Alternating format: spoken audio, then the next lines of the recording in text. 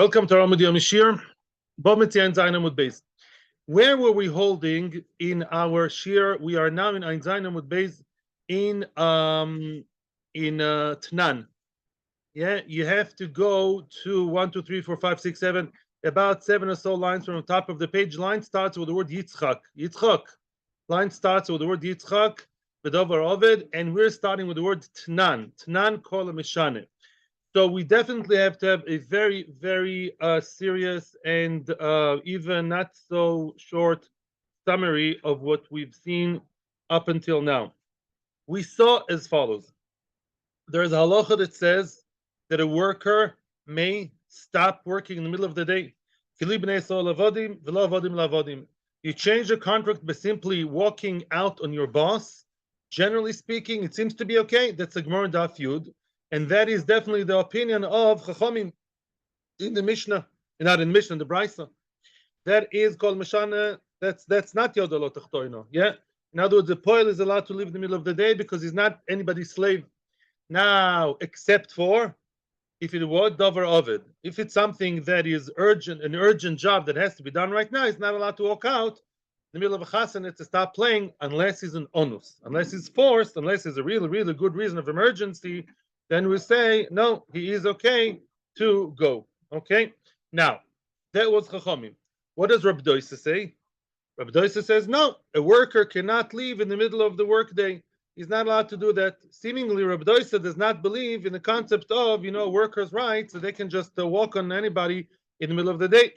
However, the Gemara asks the question, what do you mean? Rav, on one hand, supports Rabbi Doisa, and on the other hand, he says that he does believe in the concept of walking out on your boss. How could that be? Answers the Gemara, and that's where we're holding up until now. Answers the Gemara, no. There could be a big difference between a poel and a kablan. Oh, our entire story, our entire sugya of this parak, in the first parak as opposed to the first parak, is all about a kablan. A kablan is a person which you all know gets paid per project, job. He's not being paid per hour, per time, per day, not at all. And therefore, says Rashi, he's not considered his own slave. Excuse me, he's not considered a slave of somebody else. He's his own slave. He works for himself.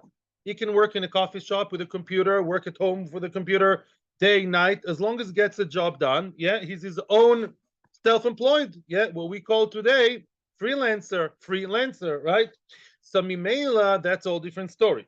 Chachamim, they think what Chachamim say, that everybody can, Chachamim say that Chachamim believe very much in the workers' rights. They say anybody can leave their job in the middle of the day, no question. Chachamim are strict on workers' rights, yes, whether it's a kablan or a poel. Rabbi Doisa was the question.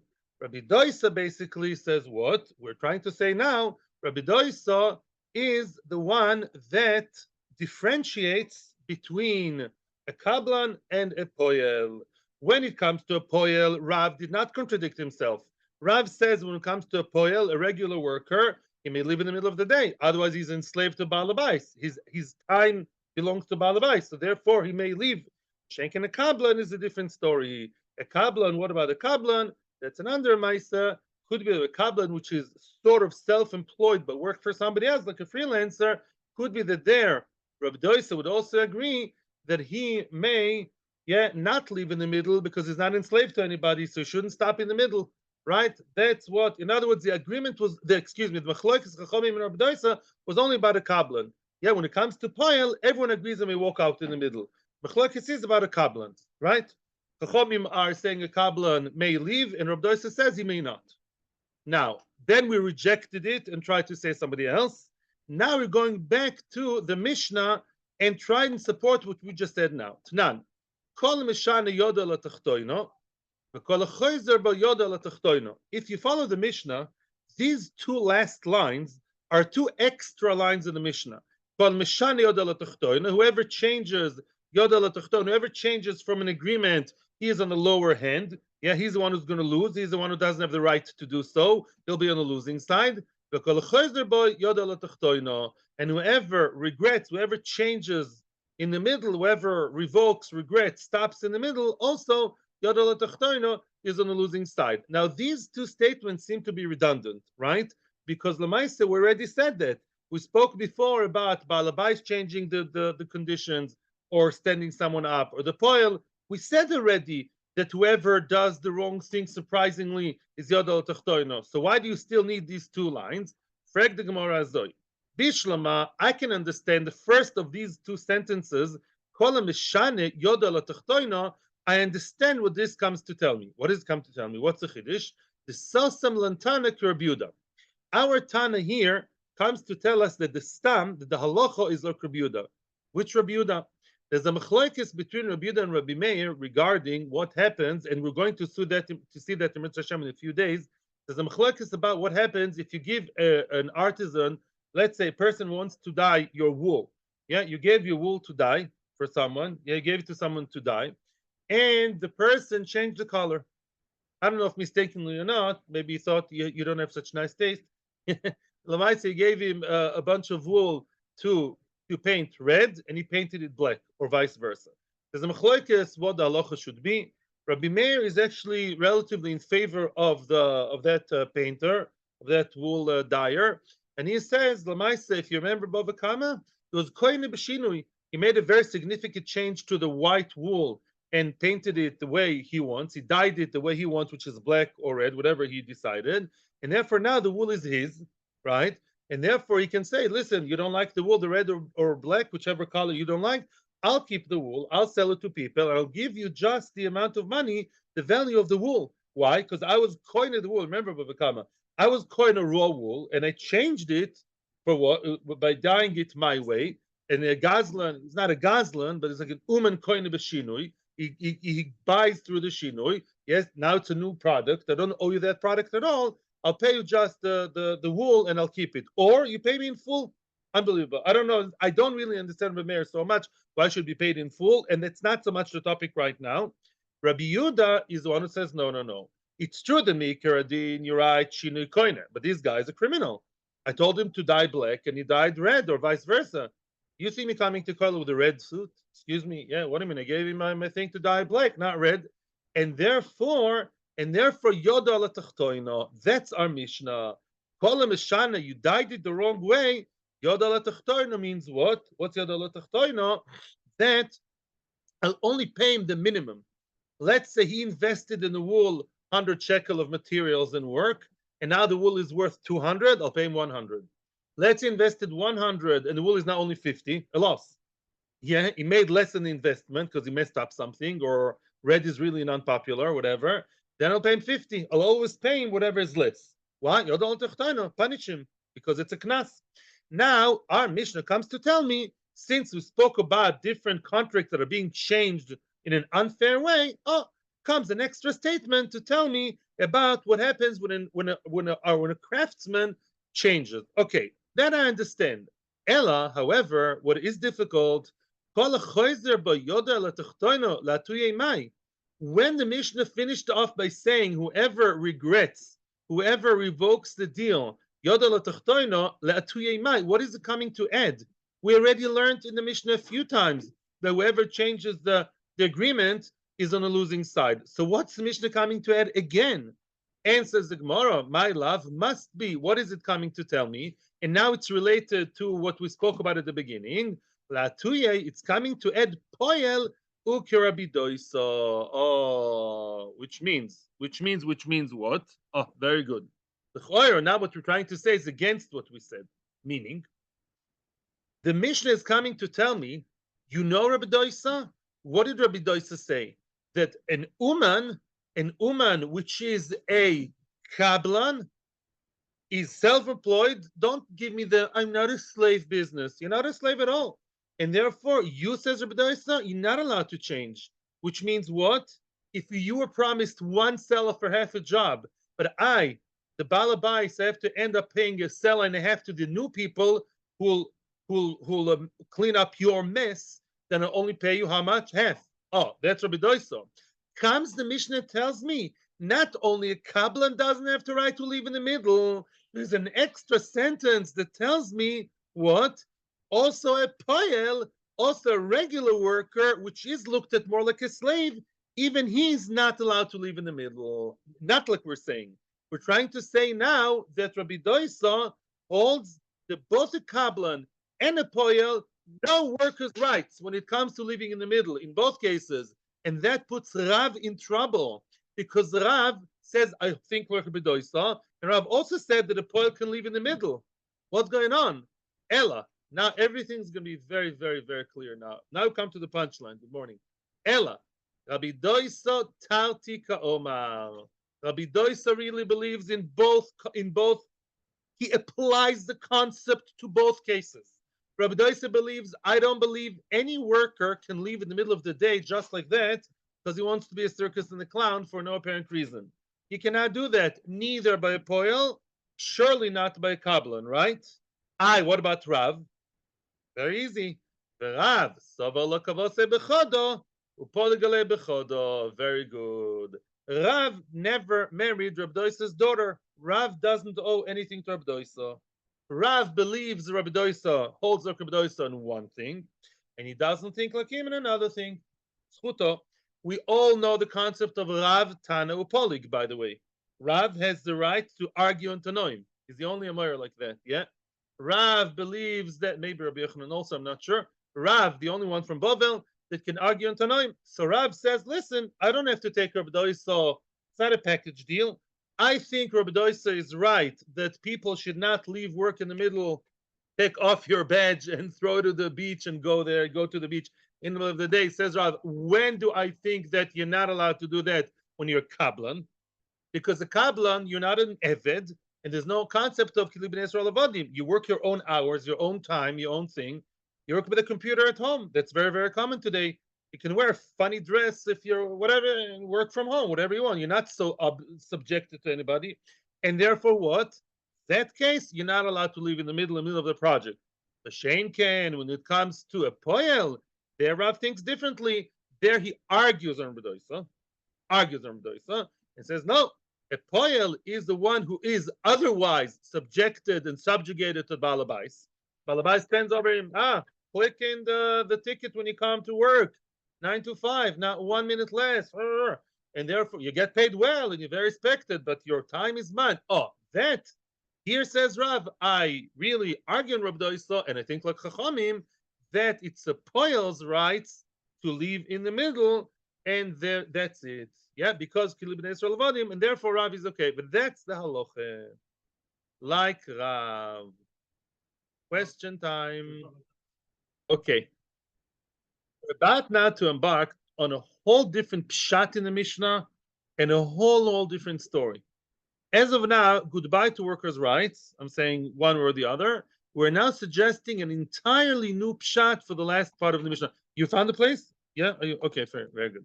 Ibai Seima, a whole alternative pshat in the Mishnah. Yeah? In other words, what was our problem? Our attempt to prove something about Rav Doisa was from the very last line, which seemed to be very redundant. We know that already. What are you coming to tell me? We're now offering a new pshat and kol chozer be'adol techtoina, like Kedetanya. What does it mean kol chozer be'adol techtoina? Whoever revokes, whoever goes back on his word in the middle of a deal, or maybe right before the deal, he'll be on the losing side. Yeah, we don't like people who change the words, right? So generally speaking, somewhat is going to lose. What does that mean? Like Kedetanya.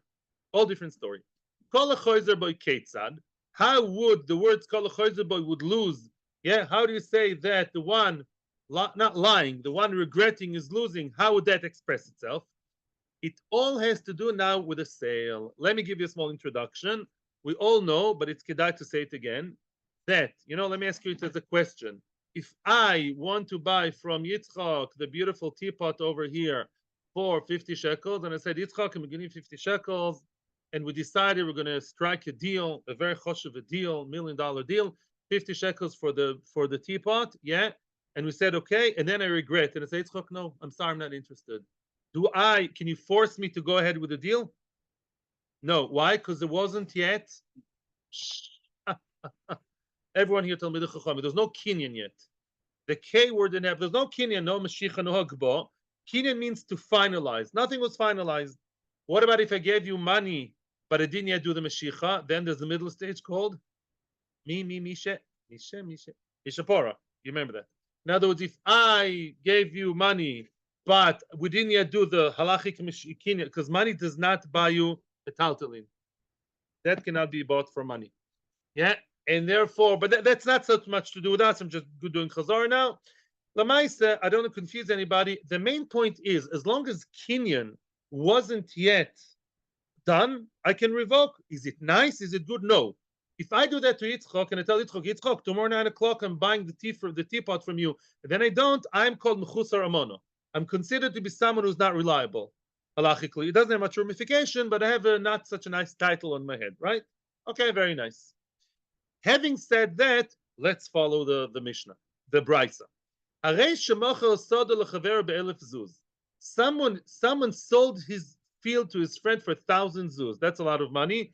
And there's a reason why the Brisa here talks about big amounts. Now, Mochar, don't let the Brisa confuse you.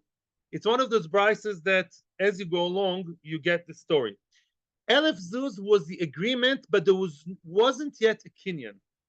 Generally speaking, a field, may someone buy a field for money? Yes.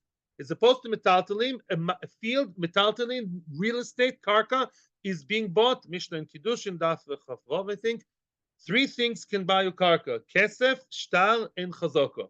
One of them is kesef. If I give cash, and now mark my words, and we decided that this cash is for to finalize the sale, then it's a sale. It's a sale, yeah. This is not the story over here. It's a bit of an obscure story. Just accept as of now that you sold it for 1,000 zuz means we agreed. My soda, yeah, I want to sell my apartment from Ad Shemesh for 1,000 zuz. Okay. Out of the 1,000, Mr. Buyer gave the seller 200 zuz. He only gave him a fifth.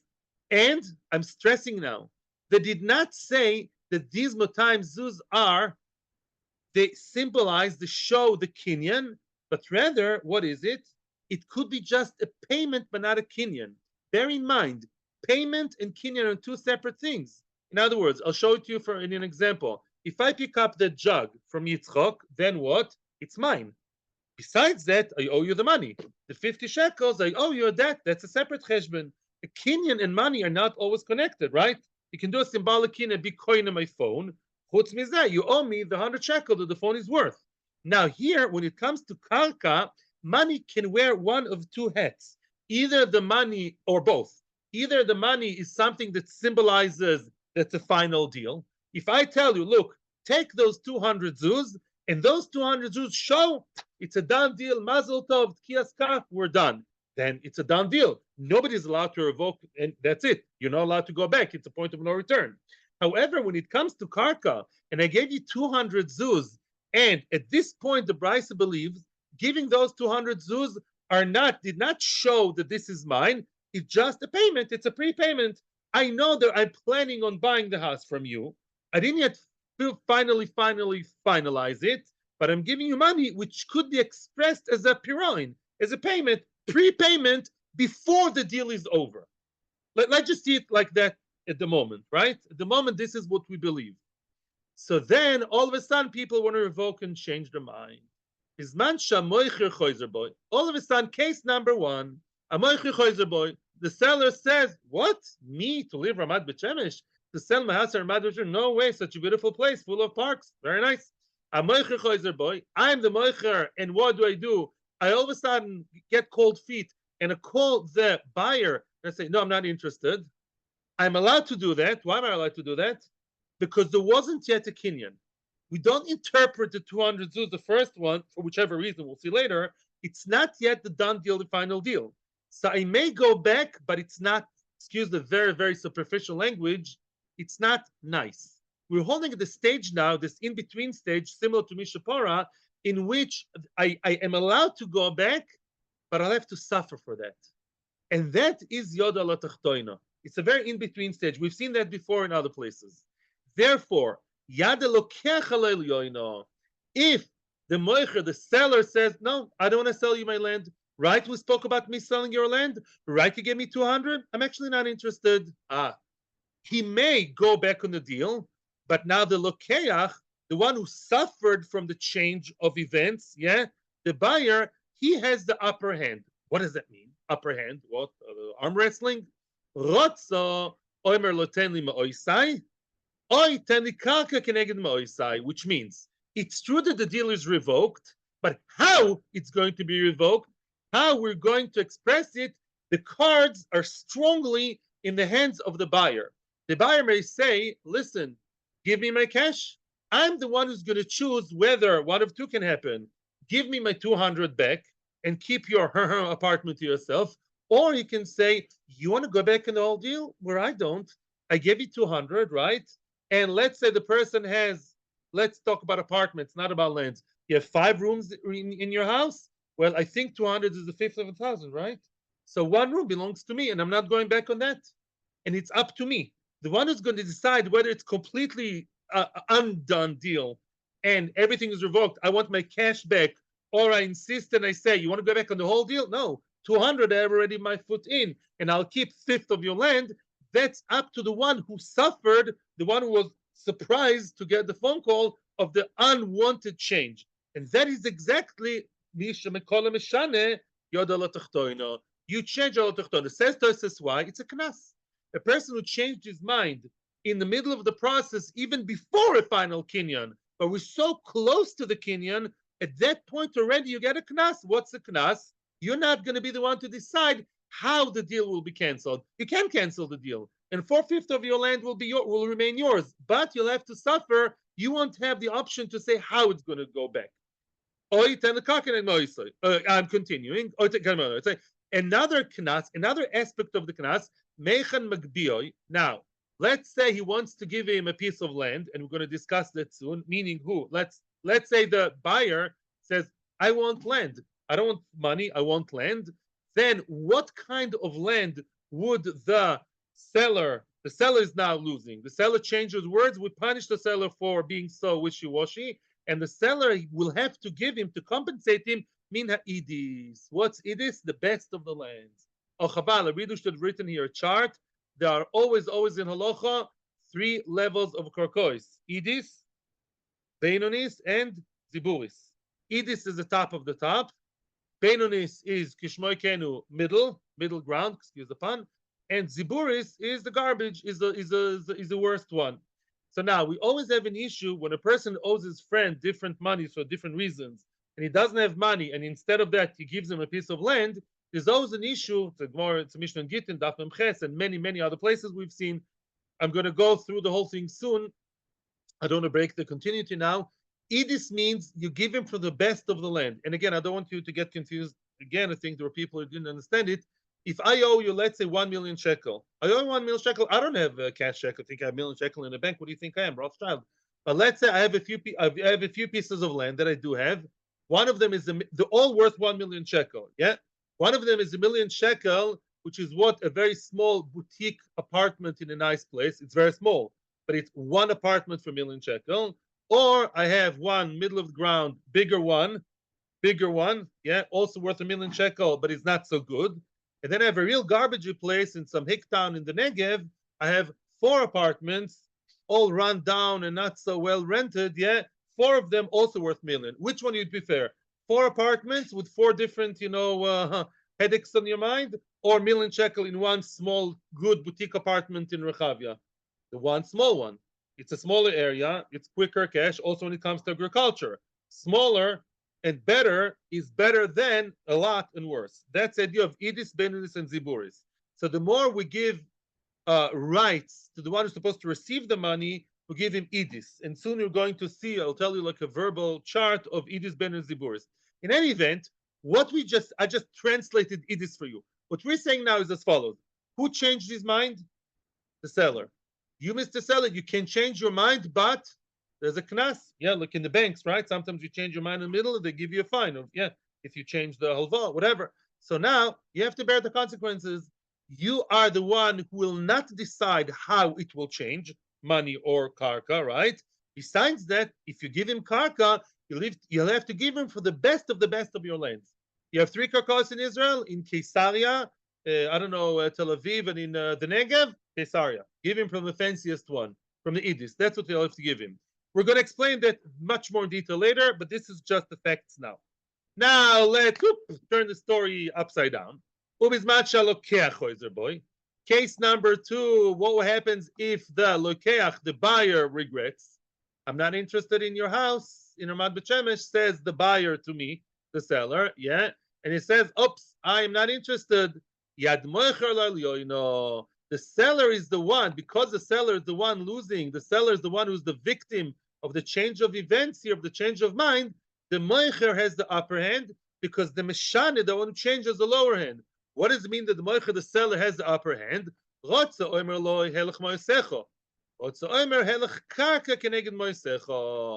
seller is the one to decide how the change will actually be applied. Either it tells him, okay, take your money, take your money, and I'll keep my entire house, and I'm very disappointed that you changed your mind. You take your 200 out of 1,000, the 50 you gave me, or we say what? Or say no, excuse me, I'm not interested in changing the deal completely. I'll give you a piece of land. You'll have to be stuck and stay with 1 room out of 5 rooms in my house. I thought I'm selling my house. I already bought a new house in Yerushalayim. Now you messed me up, right? So at least the 1 foot through the door that you have, you'll be stuck there. And I'll give you the karka, the 5th that you already bought, the matime out of the 1,000. Let's say I give you part of the land. What kind of land should I give you? Min haziburis, from the worst one. I'm punishing you. Yes, I'm punishing you. How? By saying what? By saying, yes, you will get a piece of land as you're interested. Now, by the way, this is confusing. The Gemara is going to talk about it. We're not talking, as of now, we're not talking about the actual land I'm giving him from my apartment in Ramat Bet Shemesh. Let's say instead of cash, I'm giving you, I have a lot of lands, let's say, in Kesaria, Best, Tel Aviv, Middle, and I have Central Tel Aviv, whatever, and I have in the Negev some sandy place, but a lot. I'll give him from the sandy place in the Negev. Yeah, you want it? I don't have cash to give you. You claim you want your cash back. You, Mr. Right, you change your mind. I'll give you land. You know which land? The garbage land. Excuse my language. The one, the Ziburis, the Zevel, from the one who's worth the same, but really not so manageable. It's more. That is what the Bryce has said. I prefer no question as is now. I promise you, this is just the beginning. It will all be explained much more in detail, and there will be room for questions after Rashbag. Let Rashbag talk first. This is Tanakama. So the Tanakama basically says, you may change your mind, but you suffer the consequences. There are knossos. There are fines, so to speak. The conditions will not work on your side if you're the one changing your mind right before striking the deal. Okay? Now that's a general. I promise you there'll be more explanations. Rashbag Omer, Reb Shimon Gamliel says, 1 second please, excuse me, thank you very much again, Yitzchok. Rashbag says, let's find a practical, pragmatic solution. Rashbag's being pragmatic. Reb Shimon Gamliel Omer. Melamdin oisen shelo yachzeru. Halachically, if you're a dayan, if you're a Torah person involved in the story, you have to make sure such a thing doesn't happen. We teach them, we train people not to go back on their words, which means if you have such a case of a person who gave 200, he gave already first payment out of a few, and it's very confusing because why? He gave some money, but the deal is not yet a done deal. Says Rashbag, let's now establish a takana to make sure that doesn't happen. As you guys always tell me, and you're right, the clearer things are at the beginning, the less mess is later, right? A stitch in time saves 9. Oh, this is Rashbag. What does he say? Ketzad. Koisev loy. Yeah, the person who's the seller has to write to the buyer. I, Ploini ben Ploini. He writes his name in the star, very official. Macharti, I sold. Sode Ploini Ploini be'elev zuz. I sold the specific land, my apartment in Nachal, whatever, in Ramah, Daled, be'elef zuz, for 1,000 zuz. V'nosan imhem osayim zuz. And he gave me already 200 zuz as what? As a prepayment, but it's a sale. What does mean noishe b'shmanamot zuz? Which means, I want to clarify, says the shtar, karka niknes bekesef. And the 200 is what? Part of a payment that is not just a payment, it's a kinyan. What about the other 800? The other 800 were not yet given, so maybe we're in the middle of the kinyan. What does it mean noishe b'shmanamot zuz? Explains Rashi something unbelievable. The 800 zuz it's as if it's very interesting how it works. We view it as if the entire 1,000 were given to me, the seller, yeah, and it's as if I gave him 800, which means what? The 800 is a separate debt in the corner and the side. We make very clear distinction between the fact that the karka was sold. It was sold for 1,000. It's as if 1,000 were given, and then I gave 800, which means what? He owes me 800 regardless of the karka. Because of that confusion we had here, says Rashbag, let's make things very clear. You know, it's like your wife has it very, very clear, the milchik and the meaty, right? Yeah, very, very clear, very nice. And otherwise, yeah, same thing here. There's a sale for money, good, ad kana kofa aleph. Besides that, he owes me 800 shekels as if it's a different story. He owes me shtar chov of 800. Why does he owe me 800? Owes me 800. You know, somebody owes me 3,000 shekels because I lent him 3,000 shekels. Maza kashur. And then continues the brisa, concludes the brisa. Those 800 zuz that he owes him as the rest of the payment is a separate story. That he can go even after a few years to give, even after a few years, the seller, excuse me, the buyer may give the seller even after a few years, like a regular debt. How many years could be a good question? I don't know. But the Bryson wants to stress that Rashbag found a solution. Rashbag said, I don't want people to be in that funny situation of what? He already started paying, but it's not a Kenyan, so it goes back. The other person is, you know, with his tongue out, is high and dry. We're already in payment stage, yeah? And you get going back on your word, it's mutter, make your din. Rashbag says, let's avoid it. And clearly write that the deal is a done deal. No revoking, no changing, no returning, no re-ring. And now the other 800, that's already a choiv. That's what Rashbag says. That is just the brisa. Now we're going to analyze and explain and break down the brisa to details.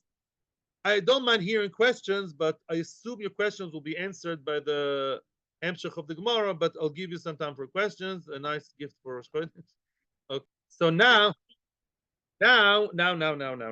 Before we continue, we're in the two dots in Zayin Amud Beis, we have to hear now the background, and it's extremely important to know the background to the story about Idis, Beinonis, and Ziburis. Okay, I wish I had fancier screen over here. Yep.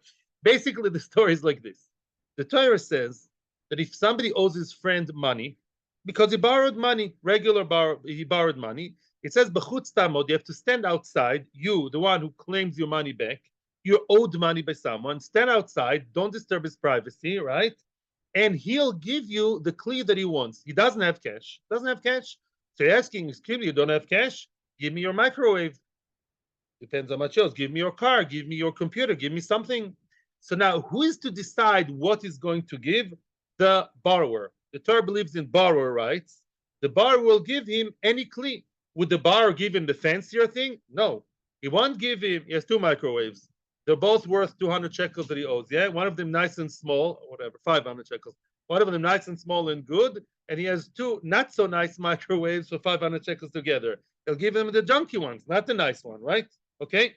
And therefore, from here the Torah learns, min ikar adin, a regular Baal Choiv, a person owed money, yeah, or that he owes money to the other, gives from the ziburis, from the lowest land. When it's not microwaves, when we talk about a piece of land, the person who's owed money by his friend, me'ikar din, supposed to get ziburis. However, Chachomim made a takono in Gittin, the Mishnah Gittin.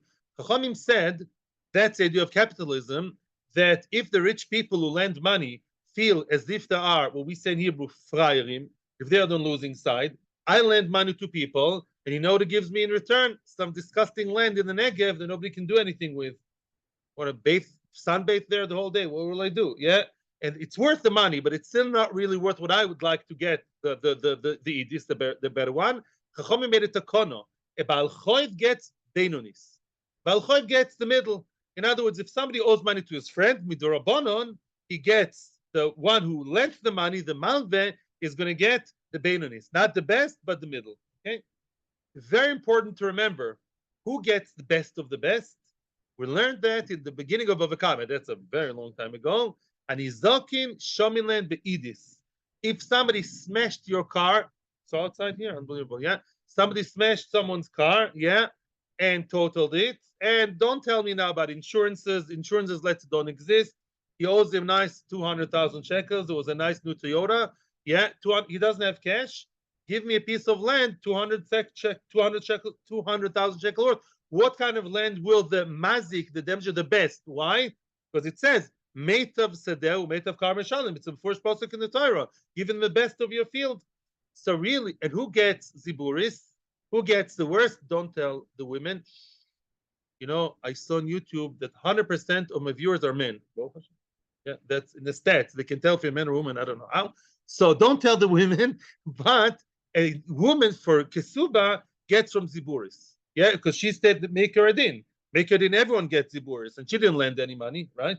So a woman for the ksuba, if they get divorced and she gets the ksuba, and he doesn't have cash to give her, he gives her not from the middle, he gives her from the bottom of the barrel, also because women really want to get married. A woman under the chuppah, all starry-eyed and really wants to get married, she doesn't mind if at the end of the day, if they get divorced, she'll get the worst land or the best land. We're not trying to create your system as opposed to Malchoiv, where we want the savvy, rich people, the Malvim, to get the Benonis. So let's review. If you're a mazik, yeah, then if you're, I would say, yeah, if you're mazik, you have to pay with what? The best. If it's a Baal Choiv, if you owe money to someone because he lent you money, then you get from the Benonis. That's just the facts, okay? The woman is not relevant right now. She's not in our story now. Very nice. So now, Frek the Gemara. Oh, Omar Mar.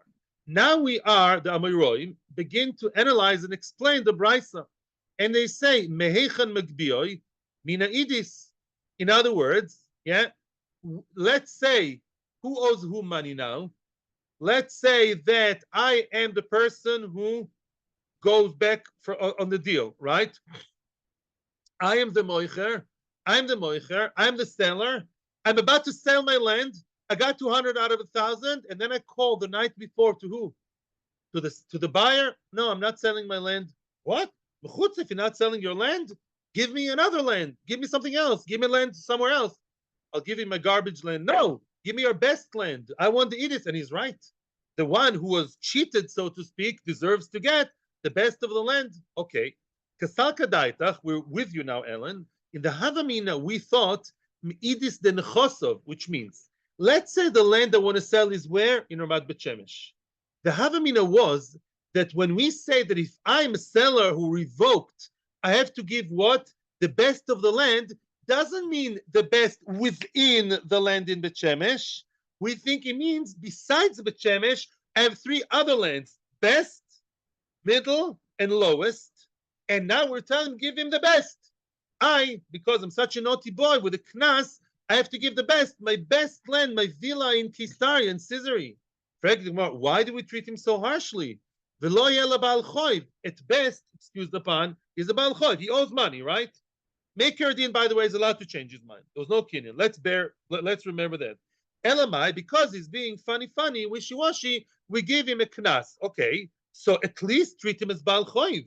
Betnan, Baal Choiv Dina Bebeinonis. Somebody who owes money to his friend is not supposed to give him the best. He's not a mazik.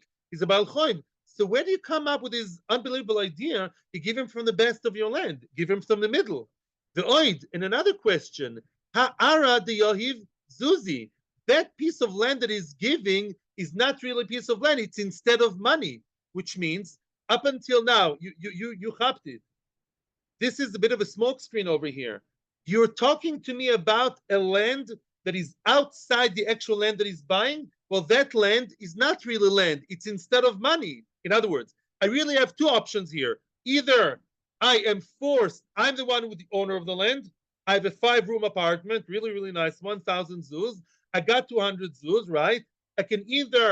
I'm either forced to let him have 1 room worth 200 or give him cash or land instead of the cash. But the land, that's not the land we're talking about. When we talk about land or cash, it's not the land that's instead of the cash. I owe him cash. Let's say the 200 he gave me, I right away wasted them. Okay, so now instead of that, I can give him Chinese toys, I can give him tables, shirts, and pants, or I can give him a piece of land. But it's not really a piece of land as of itself. It's just a substitute for the money. That's not the land we're talking about. You'll get the question better when you see the answer. Therefore, we say like you, Omar Nachman Yitzchak mi'idis shabah u'miziburis shabah, which means enochinami. If the person who he owes him money, he'll give him money or any substitute of money, anything. However, even ziburis. However, if the person if the buyer who was cheated chooses to stay with one room in the house, let's say there are a few rooms in the house. It's true in every day. One room is a very, very fancy modern kitchen, and then you have a bigger room, bigger and therefore worth more, but is not so nice, really old and not well done. Yeah, the person is allowed to choose the best part within the land that was supposed to be bought. Get what I'm saying? Not outside lands from Caesarea or Netanya or Beersheba. No, we're talking like that. Either you pay him cash or anything besides cash, even garbage. But if he chooses, if the buyer who was cheated chooses to stick his leg through, have his leg through the door and stay with 1/5, that 1/5 is what? That 1/5 should be what? Should be the best of the best. By the way, I was wrong, I was wrong in one thing. Why? I said that if he gives him cash, he can give him cash or garbage. He can't give him garbage, because it's a Baal Choiv. Maybe he should get Beinonis. But Lemaisa, from the land itself, if he gets from the land, you should get Idis. Now, still the question remains, so what? That person, why should that person get Idis? All it is that I'm a Baal Choiv. A Baal Choiv never gives Idis. So even if you talk about the actual land that he felt cheated about, why should he get the Idis, the best part of that land? Says Tosfos, because that's not such a big punishment. This guy deserves a knas because he was naughty. He changed his words, but on the other end, there was no kinyan. He's not very naughty. He was working with a gray area of the law. And therefore, to tell me that he has to start losing another land that's nothing to do with the actual kinyan, he has his prized karka in Caesarea, the best of the best, that to make him go out of that deal, give another piece of land, which is the Idis, Mechetesi. We never heard that a Baal Choiv is supposed to give the best of the best. He gives what? The Beinonis. But if you talk about the actual land itself, where he was cheated from the land itself, that he already gave some money, then we can't send him and say, from that land you'll give him the best. That's pshat. And the other way around. If the one revoking the deal was the buyer, so disappointed you, Mr. Buyer, you're revoking the deal, then what? I'll make you stay. Either I will decide if to give you back the cash, I'm the one cheated, the Baal Bais, the owner of the house, or I'll give you the garbagey part of my karka. The karka is 5 kilometers, I'll give you the one which is the furthest the one from the sun and from the good and from the water, let's say. And that is, that is a knas, but a knas within reason, within the deal and not outside deal in other karkos. That's answer number one. Rav Acha Breda of Ika Omar, Rav Acha son of Rav Ika said as follows: Afilu tema mi'idis de nechosov, even if you tell me that the person who, let's say the seller, who changed his words, who revoked his words, and he's supposed to compensate, he'll compensate from the best of his land outside the actual field. Why? Who is the one who has to pay the best to his friend? Baal Choiv? A mazik. He's not a mazik. Why should he pay from the best of his land anywhere in the world? He has the best in California, in Beverly Hills. That he has to give. Why? Is he a mazik? Says the Gemara, yes, he's a mazik. Why is he a mazik? The one changes words. Why is he a mazik? Explains the Gemara. Stam, in a regular case, man dezabin arbe alfa zuzi, we're talking big amounts here. A person who buys $1 million house, the person who buys a house for 1,000 zuz, which is a lot of money, he worked hard to get to that home. Azuli Moizil, he made his other pieces of land cheap. Umazbi nechosei. In other words, he probably had to sell a lot of smaller lands, a lot of smaller apartments for very cheap in order to quickly make it to his dream home. So he probably sold his other things for cheaper than usual. Behabile kenizak. Wow. Now you shattered his dream. His dream was, it wasn't Stam a dream he lost money for. He took mortgages and he had to do a lot of work and actually lose money to get to that piece of land. And he was almost there with the tongue outside. and now you are changing everything, you're shattering his sandcastle. It's as if you mazikim, because you are like a mazik. You have to pay him with the best of the best of the best of your land anywhere in the world, not just within the land here that's at stake. Now, everybody would ask me the question: is it a real mazik? Not a mazik beyadayim.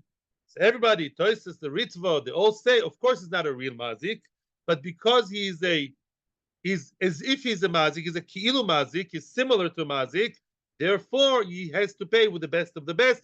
In other words, Chachamim gave him a knas because he's a verbal mazik, he's a technical mazik, even though he's not really a mazik beyadayim, he's treated as such, and the compensation he has to give to the person that was ki'ilu nizok is real best land from anywhere, any land he has around the globe. He'll have to give him the best one. Okay, Adkan here. You okay? Continues the brisa. Rashbag says this is a very ugly story. Let's really deal with it. Let's find a solution. Ketzad koisav lani ploini ben ploini. I want, says Rashbag, to make sure that this is proper Kenyan, and therefore they write it down with a star, an affidavit that says what? Really, this is a real sale for 1,000 shekels. It's a done deal, no questions, no revoking, no shmimoking. And what? And now all you have to do is owe me 800 and pay me the 800 whenever it's convenient. Talk to Gemara, time the cost of lehochi. Sounds like the only reason why it's not a proper Kenyan, because you wrote that, sorry, the reason why it's a real Kenyan, it's written as a Kenyan, outright mefurish, there's a Kenyan, the rest 800 is a different story. Haloi kosavachi with the first wide line. Haloi kosavachi loikani. In other words, as we already saw in the Reisha, if nothing clear was written, the automatic way we interpret 200 out of 1,000 is what? As if it's not a Kenyan. And that, I'm sure many of you question why. If we know that karka is nikna ba kesef, generally, metaltalin, they're not bought with kesef. Yofi. Karka is bought with money. Why are we so sure of ourselves that the first payment of 200 is not a real Kenyan? Not only Misvara, I'll show you a brisa that tells you just the opposite. Ratanya, look at the brisa. That's what we call in English a security payment. I want to buy the land from you, and I'm giving you now security payment, right? Okay, they do that in hotels, right? With a credit card, yeah. They do it in all kinds of deals. And today it's accepted. Apparently, halachically, it's not so simple. A noise, and somebody gave cash to his friend as not exactly a down payment. I'm being very careful with my words. Security payment. What's the idea of the security payment? Omer lo, he told him. The buyer, the potential buyer, told the seller, if I go back on my word, if I change my mind, ervoini machul lecho. My ravon is machul lecho. You keep the money. In other words, I'm giving you now, I want to buy from you $1 million house, $1 million apartment in Ramat Beit Shemesh. Good luck to you, yeah. And what? I'm giving you now 100,000 transfer as security payment. And even if I go back on my words and there was no Kenyan, you keep the 100,000. That's nice. On the other hand, the other side also wants to sound very pleasing and very nice, very promising to the buyer. And the seller says, if I, the seller, if I go back on my words, I'll give you 100,000 plus another 100,000. Wow. Each one is promising, Ori Magvois, castles in the air. Bessie says, yes, it's a deal. And if you have a down payment with such good conditions on both sides, yeah, you have to follow through. And if you cancel the deal, he would lose 100,000. The other one cancels the deal, the seller, he'll have to compensate with an extra 100,000. Says the Mishnah, well, that's Rabbi Yossi. Rabbi Yossi follows his own reasoning, which we saw in other places in Shas. What's asmachta kanya? Asmachta is basically all kinds of financial promises or deals that seem to be exaggerated. That's asmachta. Yeah, I'm not going now to gambling. Gambling has to do with asmachta, but it's not so much issue right now. Asmachta, this is asmachta. This is a classical case of asmachta. Why should I, in my right mind, give up 100,000? Yeah, Yeah, just to look nice in his eyes. Today people do that, but who says it's right?